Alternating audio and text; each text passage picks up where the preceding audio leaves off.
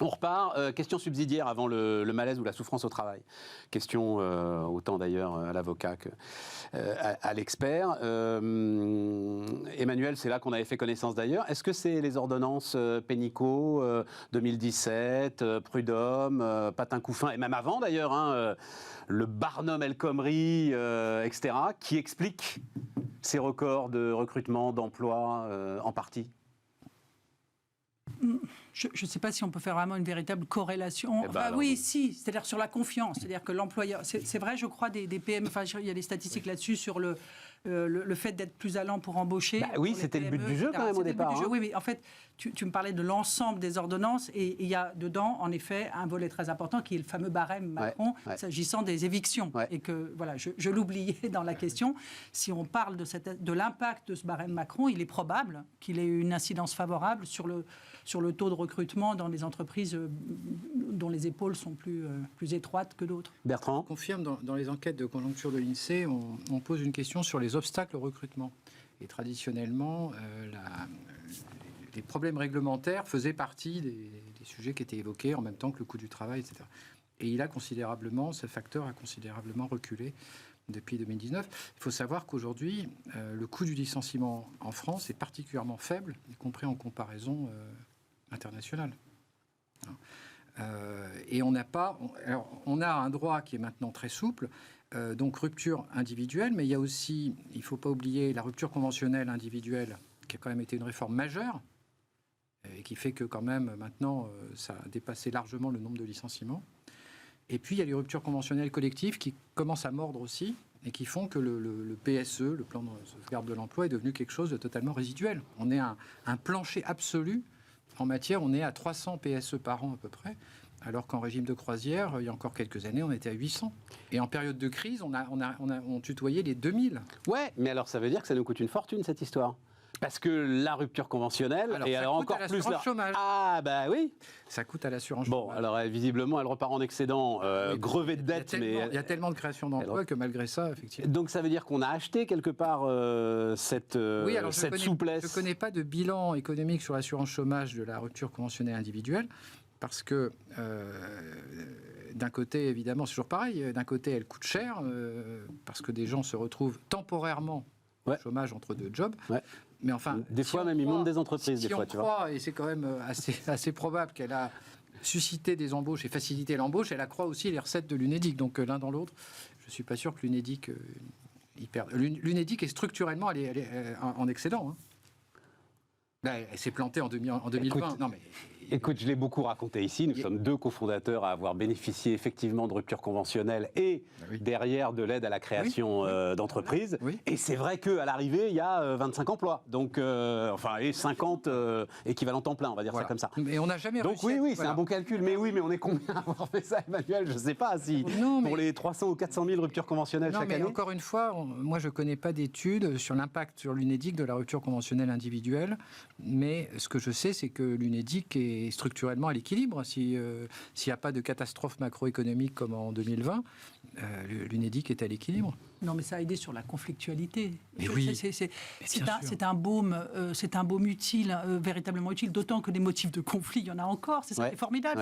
On en tue un, on en trouve un autre. Voilà. Donc voilà. Alors cela dit, il y a aussi le fait qu'on a une réglementation maintenant qui rend le coût du licenciement, ou le coût de la séparation, parce que c'est pas forcément le coût de la séparation faible, et pour autant, à ma connaissance, on n'est pas ou pas encore dans la judiciarisation extraordinaire qu'on constate dans les pays anglo-saxons. Donc, parce que dans les pays anglo-saxons, la réglementation est encore plus souple. Il y a moins de délais de préavis, des choses comme ça, mais il y a une judiciarisation qui peut mettre les entreprises dans l'incertitude, avec un juge, un droit extrêmement jurisprudentiel. Hein, comme on dit toujours, il n'y a pas de code du travail en Angleterre, mais enfin, si on prend les manuels de droit du travail anglais qui se tapent la jurisprudence, en fait, il est aussi épais que le code français. On le dit jamais, ça, Bertrand. Tu m'apprends un truc, là, tu vois. Le droit anglo-saxon est jurisprudentiel. Que les chefs d'entreprise qui réfléchissent à ça, comme j'ai pu le faire, devrait y réfléchir à deux fois avant de souhaiter une solution effectivement à l'américaine où Twitter, Elon Musk, je débarque, tout le monde dehors, au revoir. Quoi, voilà. Je vous recommande la Californie pour licencier. Pour les recours derrière, etc. Oui, Californie, on a, ils n'ont rien à nous envier en termes de sévérité. Donc, non, c'est pas un havre de paix pour. Le juge peut être pire. Le juge peut être pire qu'un règlement. Oui, oui. Et si en plus le règlement est pas mauvais, il vaut mieux un règlement.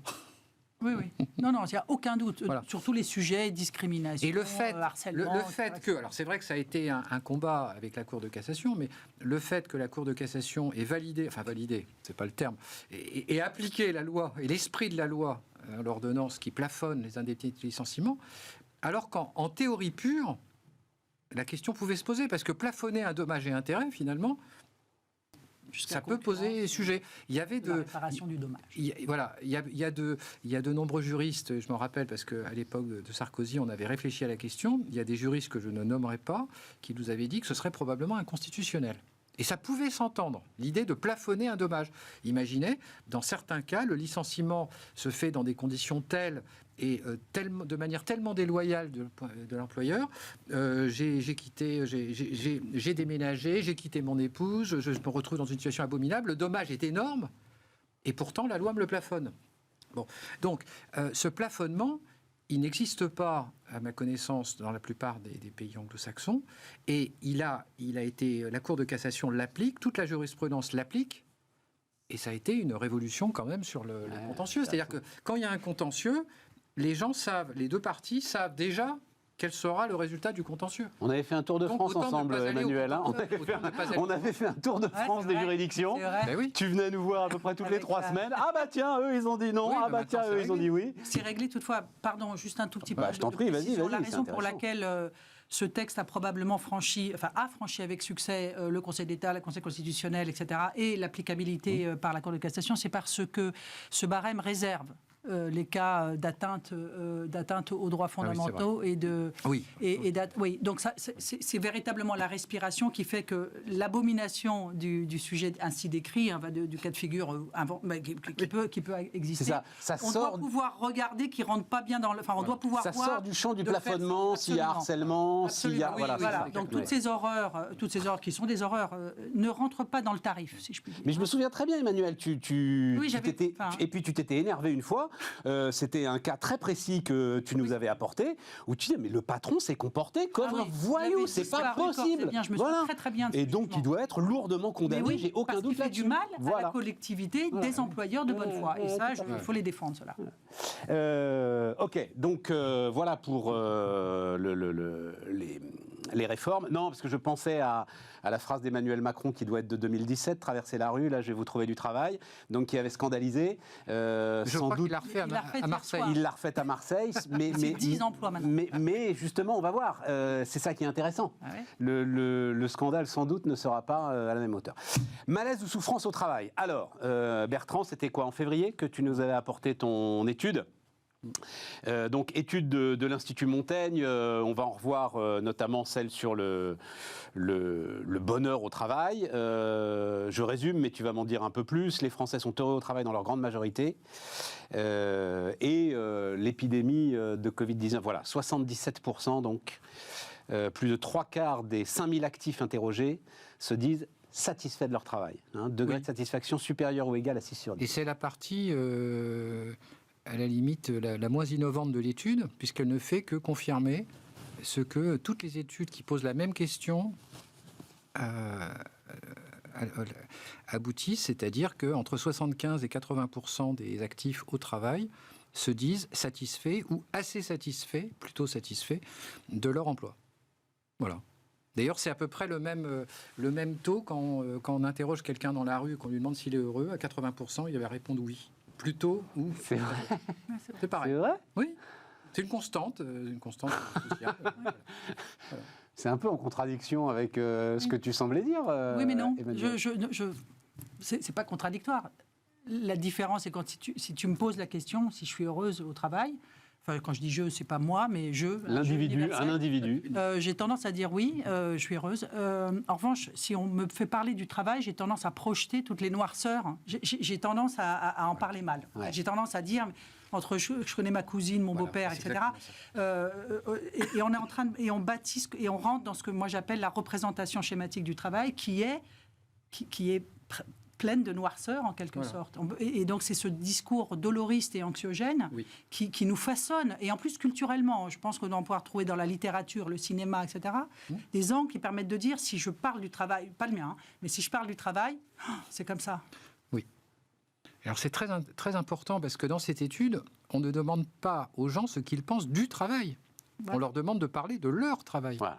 Et donc, si on avait posé la question à ces 77%, si on leur avait posé « Parlez-nous du monde du travail », probablement ils n'auraient pas été aussi nombreux à dire tout le bien qu'ils pensent du travail. Donc, en gros, on est dans une situation...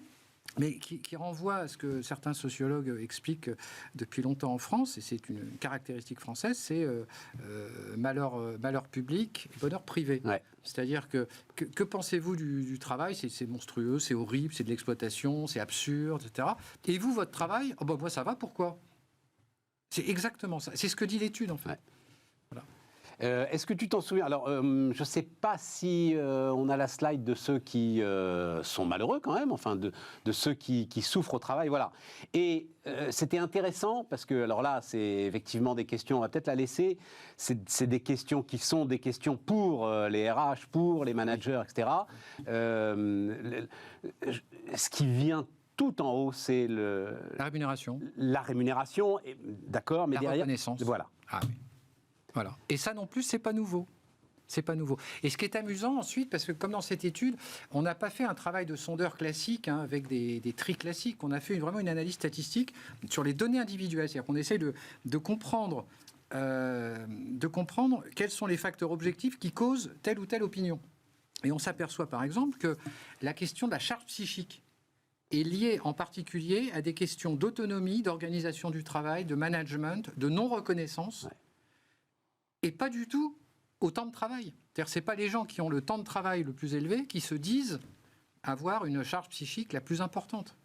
C'est assez fascinant. Non, mais je comprends tout à fait, absolument. Donc ça veut dire qu'on peut être en burn-out à 35 heures. Ouais, voilà, on peut travailler très bien à 44. D'ailleurs, c'est très amusant parce que la catégorie de Français qui se déclarent le plus heureux au travail, dans tous les compartiments du jeu, que ce soit conciliation vie familiale, vie professionnelle, autonomie, responsabilité, intérêt du travail, etc., sens du travail, ce sont les indépendants. Or, les indépendants, ils travaillent 4-5 heures de plus par semaine. C'est assez amusant. Donc, il n'y a pas de lien. Il n'y a pas de lien. On est vraiment dans le... Mais oui, mais Bertrand, enfin, peut-être pas touché. J'allais dire une énormité, en fait. J'allais dire l'indépendant a choisi d'être indépendant. Non, pas toujours, et pas plus que tel ou tel salarié, sans doute. Un salarié, dans une certaine mesure, il a choisi un peu son boulot quand même. Oui, tout à fait. Il est relativement libre. Alors, moyennant beaucoup de contraintes, il est relativement libre d'en changer. Donc, l'idée fondamentale, c'est la reconnaissance et la responsabilité d'une tâche. Ça, vraiment... Et alors, c'est intéressant, d'ailleurs, parce que j'en ai discuté et avec, même sur les hauts potentiels, et avec le patron de Sciences Po, et avec le patron de Polytechnique. Les deux arrivaient exactement à la même conclusion. Ceux qui arrivent sur le marché du travail veulent avoir des choses à faire, quelque chose de précis. Je ne veux pas être le rouage d'un process. Voilà. Je veux une mission précise, quelque chose de précis. Dans une équipe. Voilà. Oui, c'est tout à fait ça. Ouais. Et donc, en fait, tout ça, ça réinterroge aussi les grandes catégories du combat social classique. C'est-à-dire qu'aujourd'hui, il n'y a pas de revendication de baisse du temps de travail. Ou plus exactement, ceux qui veulent baisser leur temps de travail, c'est ceux qui se sentent mal au travail. Mais ce n'est pas une revendication...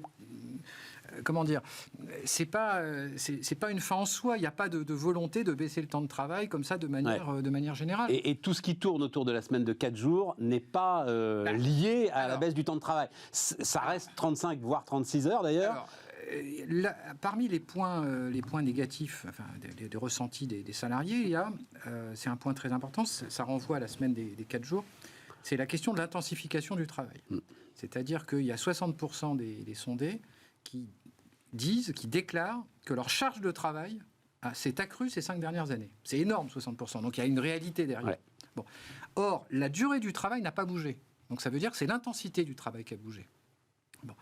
Et donc, on se dit que la solution à apporter pour ça, c'est pas forcément de comprimer les 35 heures en 4 jours. Voilà. Là, en termes de conciliation vie familiale, vie professionnelle, en termes d'intensification du travail, je pense qu'il y aurait des effets de bord qui seraient assez considérables. Voilà. Donc, la semaine des 4 jours peut-être être une très bonne solution pour certains individus, mais certainement pas pour d'autres. Donc, il ne faut surtout pas l'imposer. Emmanuel, oui. Alors sur ça, et puis bon, on pourra reparler de la semaine de 4 jours, oui. Absolument. Mais... Je trouve très intéressante cette notion d'intensification. Qu'est-ce que ça veut dire ?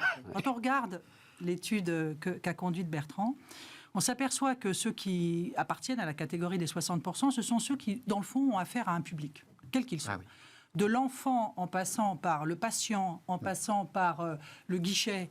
Enfin, ce sont des gens qui interagissent avec des tiers. C'est moins toi et moi dans un bureau, c'est un autre sujet, que le fait d'avoir affaire à des enfants, des ados, de tout ce qu'on veut, des gens, des tiers, des clients. C'est intéressant de voir que, dans le fond, cette intensification pourrait venir aussi de l'importation, dans le fond, d'un état d'esprit qui se serait peut-être tendu ces dernières années. Tu vas rapprocher ça de la décivilisation ? En tout cas, d'un air du temps. Bien sûr. Et d'un air du temps qui tient tant à une forme d'agressivité qui devient palpable, oui. Que d'une autre chose qui est aussi un autre sujet très intéressant, qui m'intéresse aussi du point de vue des impacts, c'est de ce qu'on appelle la fatigue. La fameuse fatigue, il y a eu plusieurs études, alors Jean Jaurès en a conduit quelques-unes, mais il y a des philosophes et des sociologues qui s'intéressent sur cette notion de fatigue collective ou des éléments de fatigue palpables là aussi, résultant de cette incroyable expérience que nous avons vécue, et on n'a pas fini d'en parler, du confinement. Et dans le fond, mis bout à bout, on comprend cette intensification, parce qu'on pourrait dire, mais alors ça veut dire qu'il y aurait trop de travail pendant la période horaire. L'intensification vient des rapports. Deuxième chose, l'intensification vient aussi, me semble-t-il, d'un autre phénomène qui permet de parer de grandes vertus ceux qui les mettent en place. C'est ce que j'appelle la bureaucratisation faite de reporting divers, etc., en vue de servir ce qu'on appelle la conformité ou la compliance en français, si je puis dire, un certain nombre de règles qui permettent d'attester par ailleurs, et pour un autre motif qui véritablement est aux antipodes de celui dont nous discutons aujourd'hui, qui consiste à dire nous faisons les choses bien, nous entité morale, etc. Donc, comme on fait les choses bien, eh ben, on a des process. Et voilà qu'il n'y a rien de plus antinomique, de plus paradoxal que, d'une part, exalter l'autonomie, venez chez moi, vous allez voir, etc., vous allez pouvoir exalter ceci, cela, et d'un autre côté, sitôt franchir le pas de la porte, rentrer dans des cases et répondre selon un processus millimétrique de 1001 rapports ou 1001 attitudes qu'il faut absolument adopter pour pouvoir être compliant, parce que la direction des risques nous est sur notre dos. Donc, c'est tous ces paradoxes qui, au bout d'un moment, font que l'individu se trouve au milieu de tout ça. Et effectivement, le minimum qu'on puisse dire, c'est qu'en effet, l'intensification en résulte. Là, alors deux choses que je peux partager avec vous, des expériences qui sont les miennes au cœur des entreprises. Je vais commencer par la deuxième partie, le reporting. Tout ce qui va se mettre en place sur le carbone et sur la RSE va renforcer le reporting et même le micromanagement. Donc là, on est en fait au début de quelque chose qui inquiète beaucoup à l'intérieur des organisations, autour de la masse de reporting qu'il va falloir produire pour être compliant vis-à-vis des exigences du carbone. Et la deuxième chose sur alors si tu l'as pas employé, mais la décivilisation, l'intensité dans les rapports avec le client, on va dire ça comme ça, ou l'usager. Il se trouve que j'étais animé à un dîner justement de grands services de relations clients. C'était tout cela, les télécoms, services financiers et tout. Et en fait, ils voient leur salut dans l'intelligence artificielle. C'est pas le moindre des paradoxes que d'espérer, disent-ils, que l'intelligence artificielle sera beaucoup mieux que l'humain gérer la brutalité des rapports, l'impatience des clients, les incivilités, etc. etc.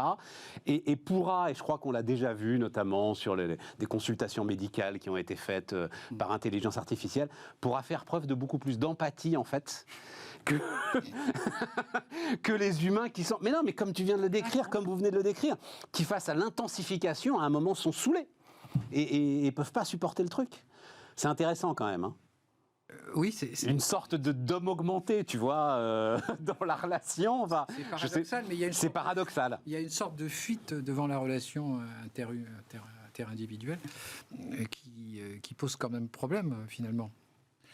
Ben oui, mais c'est la solution qui va arriver. Enfin, en tout cas, je peux te dire que possible, mais... vraiment, c'est les plus gros. Hein, mais... les masses, ceux qui ont vraiment traité des masses de clientèle, sont aujourd'hui focus sur cette idée-là. Ce que disait Emmanuel est tout à fait vrai. Il y a une spécificité des métiers en contact avec le public. Par exemple, les métiers de la banque. Alors ça, c'est pas dans l'étude Montaigne, mais ça se voit dans des études de la DARES. Les métiers de la banque qu'on ne penserait pas particulièrement pénibles, a priori, sont en fait psychologiquement usants, de par le ressenti des personnes. Et les gens qui sont au contact du public dans la banque, en fait, ont un niveau de stress et de difficulté à se projeter durablement dans leur métier qui n'est pas très éloigné de ceux de l'hôpital, qui, alors, eux, se prennent plein la figure, évidemment, en contact avec le public. Bien sûr. Voilà, c'est vraiment un vrai sujet. Il y a une fuite, en fait, du contact humain qui se dégrade. Je ne sais pas s'il faut appeler ça décivilisation. En tout cas, il y a un vrai sujet qui dépasse le sujet du travail, à mon avis. Or, le secteur bancaire, aujourd'hui, alors là, les taux d'intérêt remontent, etc. et tout, mais pour retrouver du revenu, doit à nouveau s'occuper de ses clients. Oui. Voilà. Donc, il met en place un plan pour attirer le chaland, si je puis dire, ce que je lisais pas plus tard que ce matin. Absolument. En mettant l'accent sur le télétravail qui semblerait être là. Oui, ce qui nous ramène à la semaine de 4 jours. Alors là, c'est, je l'ai cité d'ailleurs, une discussion très intéressante que j'avais eue avec le DRH de la Caisse nationale d'assurance vieillesse, de la CNAV, donc qui a plusieurs centaines de personnes au siège, et puis des centaines de personnes, voire des milliers de personnes, à travers toute la France. Il démarre, donc c'était en février-mars aussi, donc il faudra que je prenne des nouvelles. Il démarrait donc une expérimentation semaine de 4 jours, il le faisait avec d'infinies précautions. Et effectivement, il le faisait avec des chercheurs en neurosciences, il le faisait avec des experts du monde du travail, parce que ça n'est absolument pas simple, il ne veut surtout pas penser que c'est une évidence, mais lui le vit comme un moyen de réconcilier justement les postes télétravaillables et les postes qui ne sont pas télétravaillables. Et reconstituer quand même un socle d'entreprise ou réduire la fracture dans l'entreprise entre ceux qui sont au contact du public, et voilà, bim, il faut y aller, et en plus sur les retraites, et ceux qui peuvent, enfin voilà, l'ensemble des fonctions support de la CNAV qui sont aussi très très importantes, notamment tout ce qui est fonctions informatiques, etc. Voilà. Donc en cela, c'était intéressant. Semaine de 4 jours, t'en penses quoi, J'en pense Emmanuel ? que je n'aurais d'opinion que sur un cas donné. C'est-à-dire qu'on rentre maintenant dans la grande casuistique. C'est-à-dire ça suffit, on ne peut pas appréhender ce sujet tout en disant on ne va pas faire comme les 35 heures, c'est-à-dire de dire ouais, t'as raison. On déteste ou on aime, mais on va l'appliquer. Là, je dis, faut voir, qui êtes-vous ? Que voulez-vous ? Ça dépend de 1000 paramètres. Et ce que j'ai observé, c'est que ces expériences, parfois, donnent des résultats magnifiques, et dans d'autres cas, on a rétro-pédalé et remis les 5 jours traditionnels.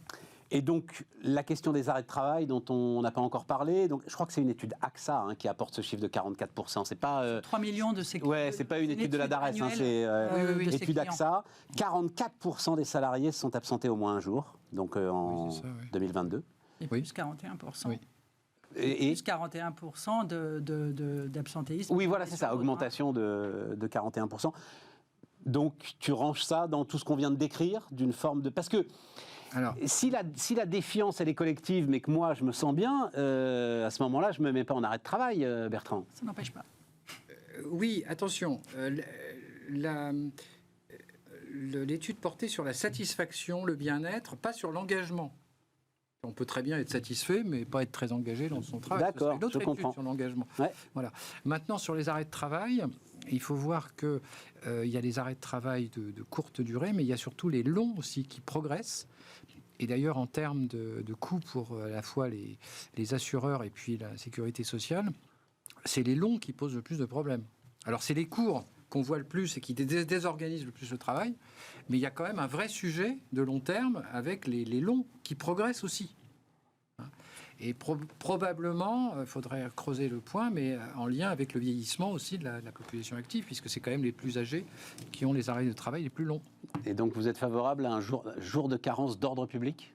Donc le MEDEF, la CGPME, ils sont d'accord. Donc jour de carence que personne ne pourrait, sauf évidemment cas de force majeure, hospitalisation, accident de la route, j'en sais rien, mais sinon, personne ne pourrait venir compenser, ni l'entreprise, ni la mutuelle, ni la... Le sous-jacent de cette idée consiste à dire que le très court séjour, si je puis dire, enfin le très court jour d'absence... est un truc de complaisance. En effet. Mais Roux de Bézieux le dit. C'est ce qu'a dit Roux de Bézieux. Il dit c'est le vendredi, c'est le lundi. Vendredi ou le lundi.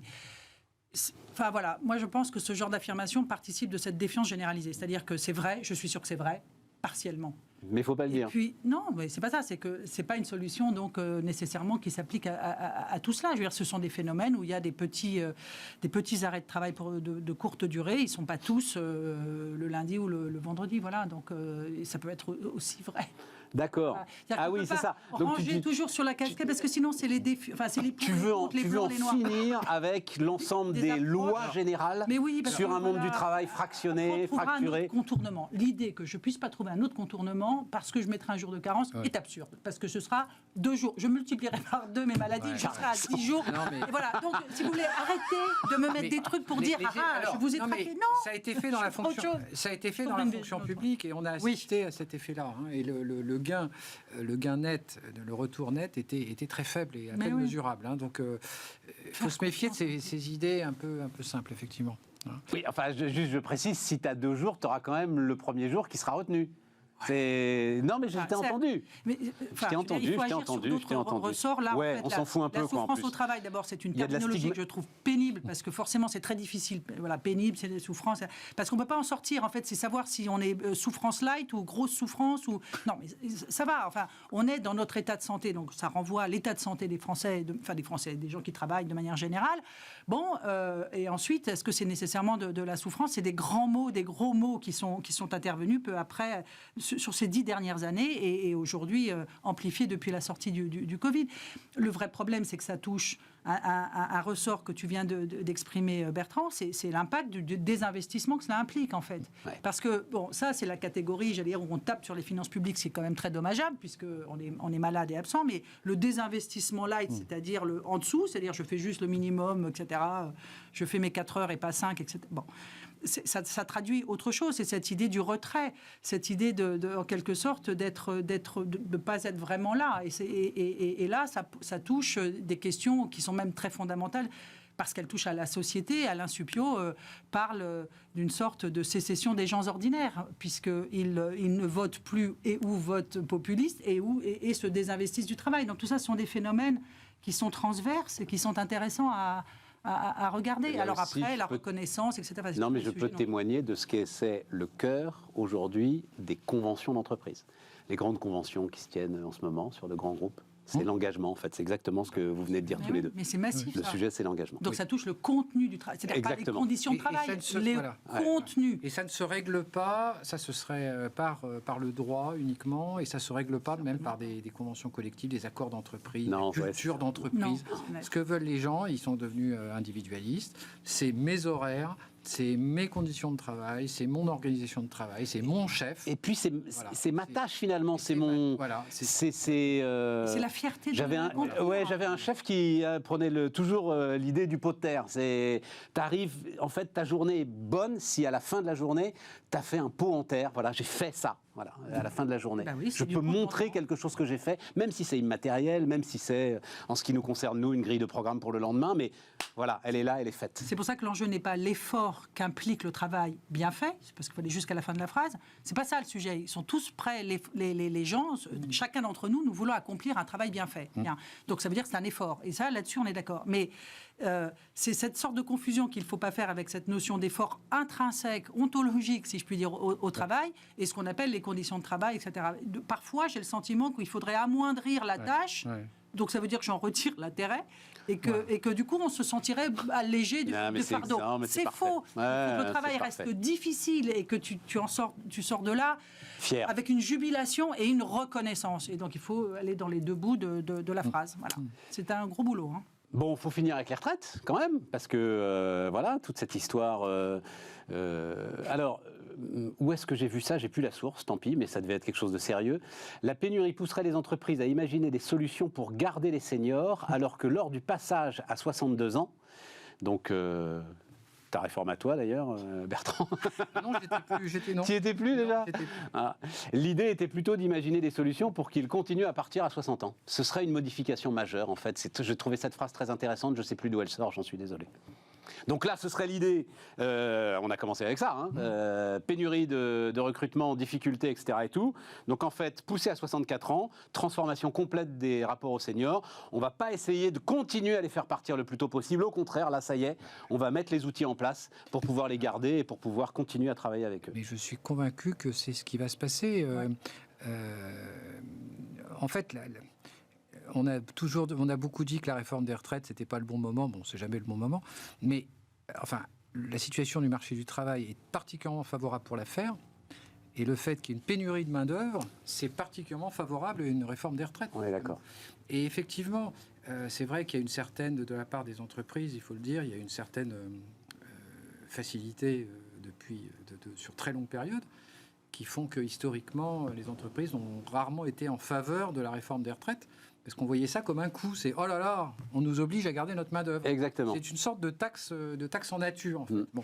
Bah, aujourd'hui, ils peuvent difficilement tenir ce discours, les DRH, les chefs d'entreprise, parce qu'effectivement, la réponse du pouvoir public, ce sera de dire écoutez, déjà, gardez vos seniors. Bon. Et donc, il va falloir penser, ce qui n'était pas pensable aujourd'hui, c'est qu'à 50, 55 ans, voire presque 60, eh bien, il faut se projeter encore un certain nombre d'années, et ça peut être mutuellement bénéfique pour les deux parties. Voilà. Donc, je crois vraiment que ça va créer un... Et de ce point de vue-là, il y a un effet de signal de 62-64. On a beaucoup glosé sur faut-il reporter l'âge légal ou je jouais que sur la cotisation. Bon, je ne vais pas revenir là-dessus. De toute façon, dans un système par répartition, il faut forcément un âge minimum, sinon le système ne tourne pas. On n'est pas en capitalisation individuelle. Donc, non seulement il fallait jouer sur l'âge légal, mais il fallait le faire assez fortement, comme ça a été fait. Après, la réforme, elle est bébête, elle est comptable, elle est tout ce qu'on voudra. Mais l'effet de signal auprès des entreprises est là. Ouais, exactement. Ça, c'est clair. Exactement. Et ça, c'est ce qu'on a eu beaucoup de mal à expliquer. Même à des gens qui sont dans le monde de l'entreprise, qui en fait, en gros, disaient mais à quoi bon la borne d'âge, qui était très CFDtiste, à quoi bon la borne d'âge, il suffisait d'accélérer la réforme Touraine, etc. et tout. Et effectivement, mais c'est cranté, y compris dans ta tête. C'est-à-dire, ce que tu viens de dire, il y a peut-être 1 million de salariés qui sont dans la même démarche, qui sont... Bon alors attends, j'ai 2 ans, 3 ans de plus à faire là, il faut que j'y réfléchisse parce que je vais pas tenir comme ça. Exactement. Être en voie d'atterrissage. Non, il faut que je redécolle. Ça va déclencher en fait un certain nombre de compromis entre l'employeur et les salariés sur l'organisation du travail, sur la rémunération, sur la quotité de travail, le passage à temps partiel, sur les aménagements de fin de carrière, de passer d'un poste très exposé à un poste un peu plus en back-office. Forcément. Et sur la formation professionnelle aussi, on va peut-être commencer à former des gens, je ne dis pas à 63 ans, mais à 55. À 55, ça serait une bonne idée. Voilà. Ouais. Oui. Ouais, ça serait une excellente idée, puisque je rappelle qu'après la retraite, tu as le cumul emploi-retraite et qui est en train d'augmenter également. Et ce n'est pas anecdotique. Dans la formation post-55, je ne sais pas s'il y a des études qui le disent, mais de mon ressenti, la responsabilité du salarié était sans doute aussi importante que la responsabilité. Le fait de ne rien faire, si tu veux, et de dire c'est bon, j'ai donné et je vais me laisser vivre, c'était aussi la responsabilité du salarié. Mais non, mais il faut voir que dans un plan social, dans un PSE ou une rupture conventionnelle collective, le départ des seniors anticipé, avec des rachats de trimestres, avec même des ruptures conventionnelles et utilisation de l'assurance chômage pour faire le pontage, c'était généralement les 3/4 d'un plan social. et plébiscité par les salariés, Mais plébiscité par les OS. La CGT signait les 4 mains. Bien sûr. T'étais payé à rien foutre, faut quand même. Donc c'était un vrai consensus social. Non mais on parle d'un pays... On a toujours un consensus pour la dépense publique. C'est à la fin, on tombe toujours d'accord pour que ce soit l'État qui paye. Et c'était un des rares sujets, pourtant dans un cas de crise, un plan social, c'était un des rares sujets où il y avait vraiment un consensus absolu. Bon, on arrive au bout. Hélas, hélas. Non, mais Emmanuel, je sais pas, une conclusion, révolution du travail. J'ai appelé ça les bouleversements du travail. Non, tu crois que c'est... Mais oui, mais c'est bien, ça entretient... Ah, bien sûr que c'est bien, mais c'est une réalité. On n'a pas de solution au sens où le travail ne déclenche pas soit une définition, soit une situation. C'est ça qui est merveilleux. Parce qu'on rentre dans une époque, on n'a pas assez parlé de l'individualisme ou l'individualisation de tout à moi-même. Je pense qu'on est sorti de ce qui avait été le génie de notre droit du travail au XXe siècle, qui consistait à avoir rangé par classification et avoir créé des véritables normes et d'appartenance, le sentiment d'appartenance, cadre, non-cadre, va expliquer des cadres non-cadres aux Américains, cadre, non-cadre, et puis je te passe sur les agents de maîtrise et autres. Enfin, on avait mis tout le monde dans une boîte, et on avait des régulations pour la dite boîte à laquelle j'appartenais. Je crains que tout ceci n'ait volé en éclats et qu'il s'agisse désormais de s'occuper de moi, tel que je suis. Et moi, c'est pas toi. Et donc, refaire un collectif d'entreprise. Eh ben, c'est la bonne question. C'est comment créer un collectif d'entreprise. Merci Bertrand, merci Emmanuel. Tout cela a été formidable et on se retrouve évidemment demain sur Bismart.